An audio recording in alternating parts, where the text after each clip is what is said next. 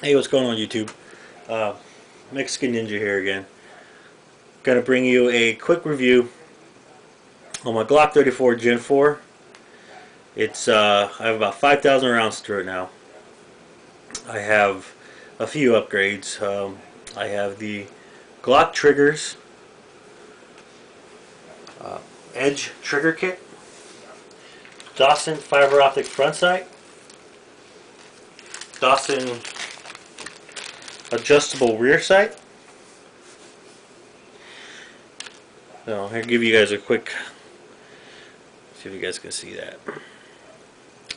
So that's them right there, Glock34.com. Great trigger.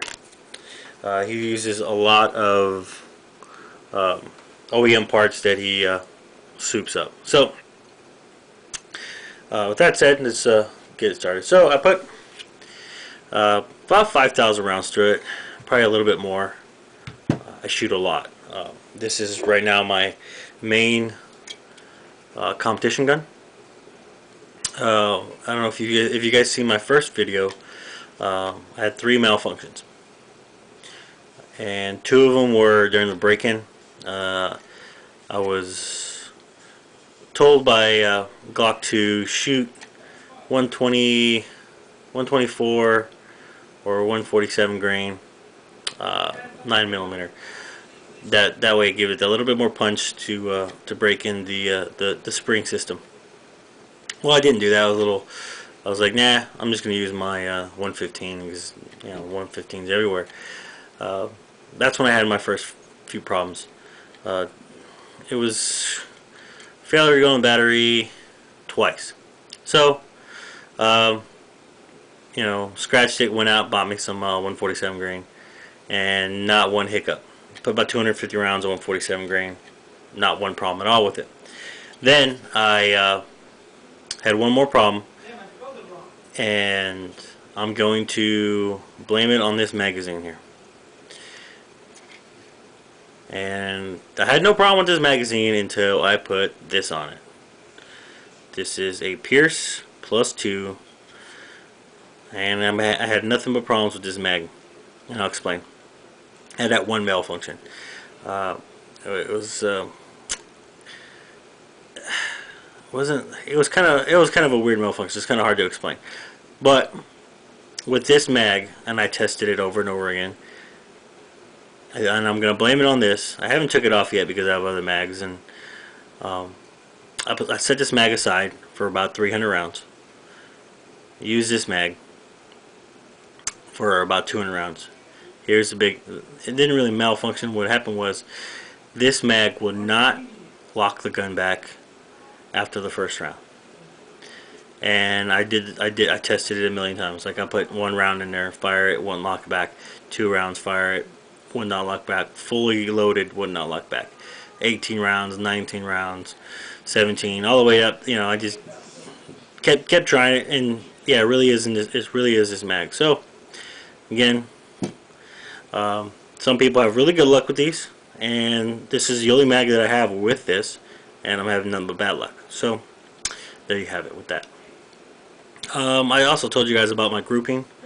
It wasn't the greatest grouping, but this is why I'm going to tell you guys right here. It's not the front sight's fault. It's my fault. Dave Dawson at Dawson's Precision, he tells you if you want a quick sight, quick sight picture, you can get the smaller one, which is, I can't remember the width, but I went with the 100. He has a 125. This is in between, and if you guys can see it, there's a little bit of space. Let me get this lined up right. So it's really easy for it to move back and forth. So that's the big problem.